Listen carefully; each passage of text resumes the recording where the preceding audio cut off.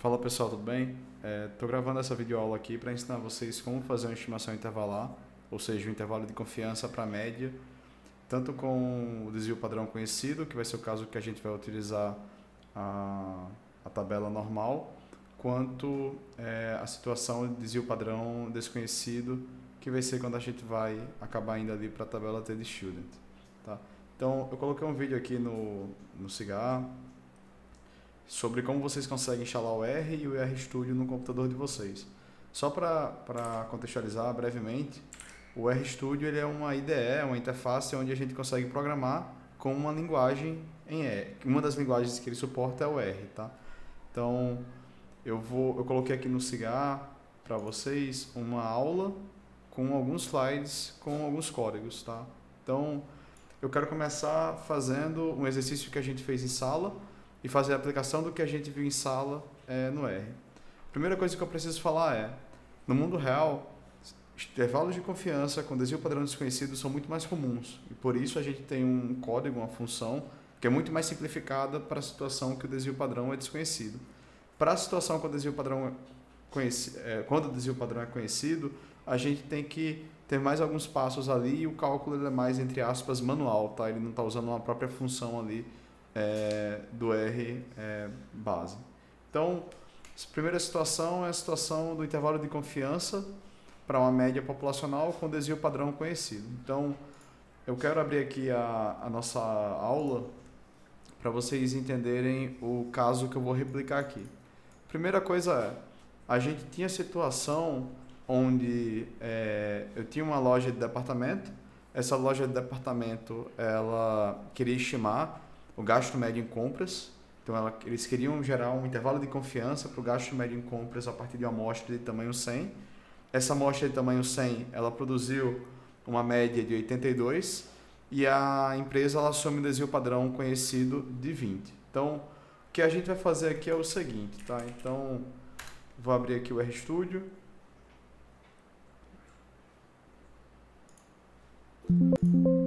Vou apagar esse código aqui, fechar isso aqui, clicar lá no topo à esquerda em arquivo, novo arquivo, script do R. Então, a primeira coisa que eu preciso saber é o que é que eu preciso ter para poder calcular o meu intervalo de confiança. Eu tenho algumas informações. Então, a primeira coisa que eu vou colocar aqui vai ser a média que foi obtida a partir da amostra. Então, a média recebe o valor 100. Seleciono, Ctrl Enter, a média, o valor é 100. Não é 100 na verdade, né? A média é 82. 100 vai ser o tamanho da nossa amostra. Então, eu vou fazer o mesmo. Vou atribuir ao objeto N o valor de 100. Para calcular a margem de erro, eu vou precisar de duas coisas. O Z crítico, que vai depender do grau de confiança e, consequentemente, do alfa que eu vou estar usando para a minha pesquisa, para o que eu estou desenvolvendo, e o erro padrão da média. Bora começar pelo erro padrão da média. O que é que seria o erro padrão da média, que eu vou chamar aqui de EPM? O erro padrão da média ele é função de duas coisas, do desvio padrão e do tamanho da amostra. Faltou a informação antes aqui, que é o desvio padrão, né? Então, eu vou chamar aqui de desvio padrão, vou chamar de sigma. O valor, vou atribuir, né, ao objeto sigma o valor de 20, que é o valor do desvio padrão que a gente viu na nossa aula. Então, é isso aqui. O que é que vai ser o erro padrão na média? Vai ser o desvio padrão, o objeto sigma, dividido pela raiz quadrada de n. Isso é o que a gente viu em sala. Então, o erro padrão na média ele é igual a 2. Tá?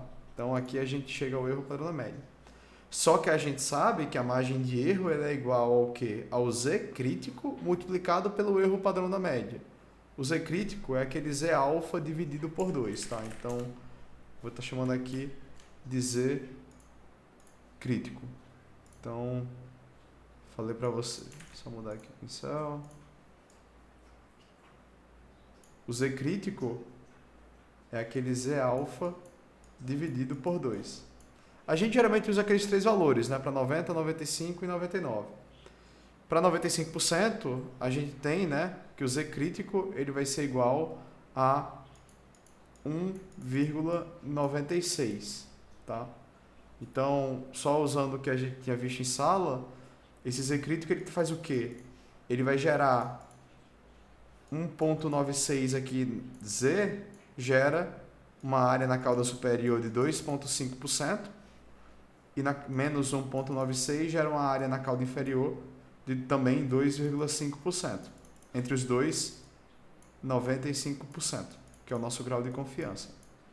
E a gente viu que o alfa ele é dado por 1 menos o grau de confiança. Então, se o alfa é 1 menos 0,95, 95%, o alfa é igual a 0,05. O alfa ele é a área total das caudas. O alfa dividido por 2, ele vai estar dividindo essa área entre ambas as caudas. E o Z crítico é o Z que gera essa área de 2,5, por exemplo, aqui e 2,5 aqui. Se fosse 10%, seria 5%, né, em cada cauda. Beleza. Então, o que é que eu poderia fazer? Imputar manualmente o valor de Z aqui. Mas o que é que a gente pode fazer? Eu vou dizer que o Z crítico ele vai receber, ele vai ser igual ao quê? Aí eu vou usar uma função. Existe uma função chamada QNorm, que ela vai nos dizer qual que é o Z crítico para determinada área que eu desejo. Se eu desejo uma área de 2,5% na cauda inferior, eu vou colocar aqui 0,025.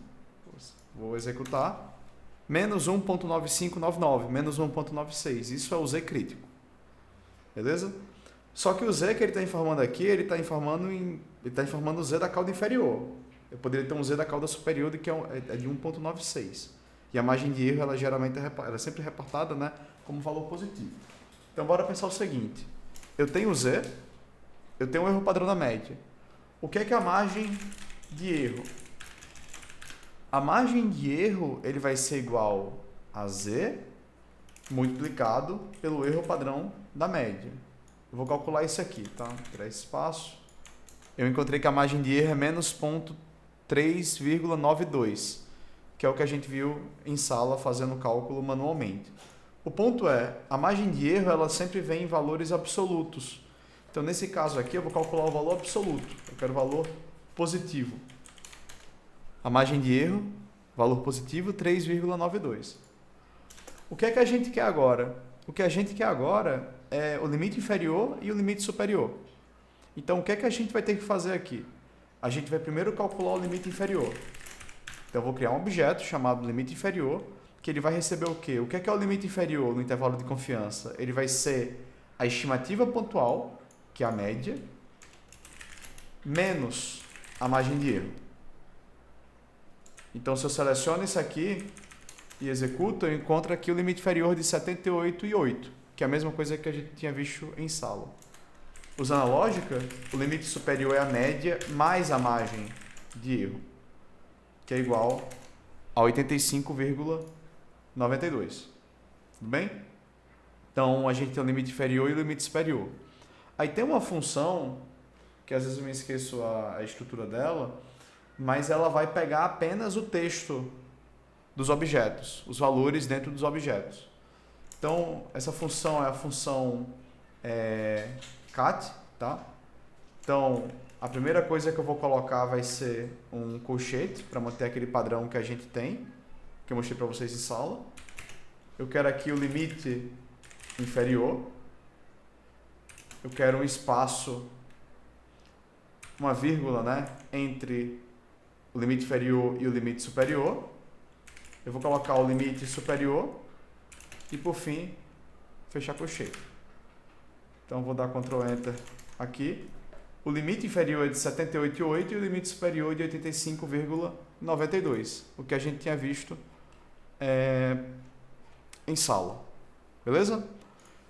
Vou fazer o seguinte agora. A segunda situação que a gente ainda vai explorar em sala é a situação com desvio padrão populacional desconhecido, intervalo de confiança para desvio padrão populacional desconhecido. É bem mais simples. O único ponto é que a gente tem que partir dos dados.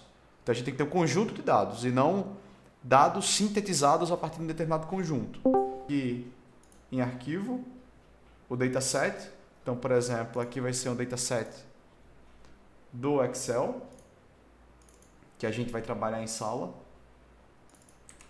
Então, o conjunto é o conjunto cartões. E aí é bem mais simples. Esse aqui é um conjunto com uma única variável e 70 ali observações.